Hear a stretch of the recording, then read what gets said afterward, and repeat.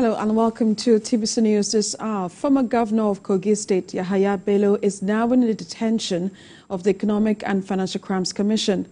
There are strong indications that former Governor of Kogi State, Yahaya Bello, earlier today honored the invitation of the Economic and Financial Crimes Commission again over alleged misappropriation of funds. Our reporter reliably gathered from sources close to the EFCC that he went to the office with his lawyers this morning and not with the current governor of Kogi State, Usman Ododo. This follows the Supreme Court judgment which dismissed state's case of constitutionality of the anti-graft agency. It would also reliably gather that the former governor drove himself in a black Hilux to the EFCC office with his lawyer. There were insinuations last week that he was going to visit the EFCC, but the former governor's media aides did not respond to inquiries on the information.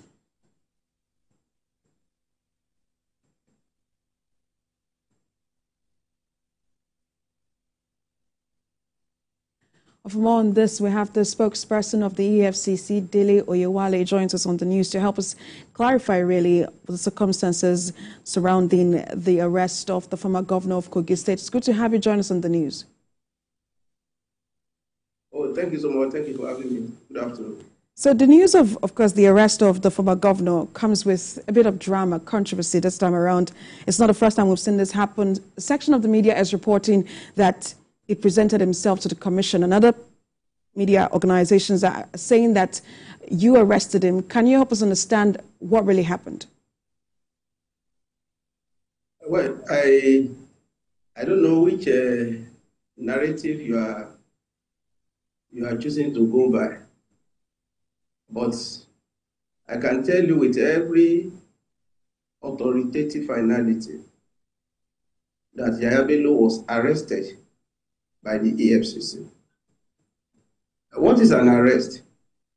Arrest is when a lawfully constituted, lawfully empowered authority, an individual or an institution, takes a suspect into custody as a result of some alleged cases of fraudulent practices. He was cited at our premises, and the chief security officer of the commission cited him and said, "Oh, this fellow has been declared wanted." He arrested him and he took him into custody. As we are talking, he's in our custody.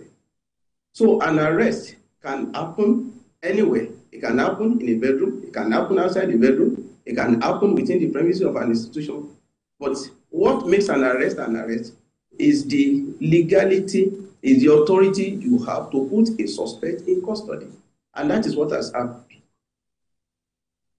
I get you, sir. So whether he presented himself or you saw him within your premises, an arrest was made. The FCC, of course, has pushed to have the former governor tried in absentia. So with this arrest, with this development, do you still think Nigeria can see a former governor being tried in absentia? Is it still going to be arrested? He will be arraigned before the court. He has been arrested. He's in our custody. We'll present him before the court and he will be arraigned lawfully. Normally, he will be arraigned. So the fact of being tried in absentia no longer stand. We have him in our custody. We are going to present him before the court and he will be duly arraigned. The last time Mr. Bello reported at the EFCC, of course, and he was allowed to go. Are we going to be seeing that even before his arraignment?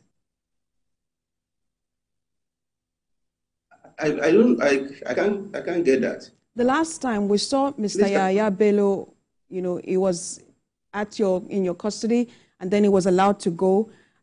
People would think that the commission, of course, should have explained that particular situation. And what are we going to be seeing now? If you're saying that it's going to be arraigned, or will he be allowed to go and then come back for the court proceedings? I've stated it very clearly. I said he's in our custody. He will be arraigned before the court. It's as simple as that. What happened at the other time, we had reason for not arresting him. And that should tell you that someone can be in your premises. You might choose to arrest him. You might choose not to arrest him. When originally he came, we did not arrest him. And now we have arrested him and he's in our custody. Because you have strong cases of alleged money laundering, of course, fraud cases, right?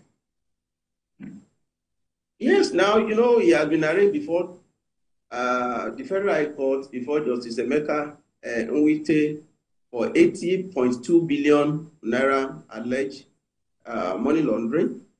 And he has also been arraigned before Justice Marian Aneni for 110.4 billion alleged case of money laundering. So we have so many charges that have been preferred against him, and he's going to be presented before the court.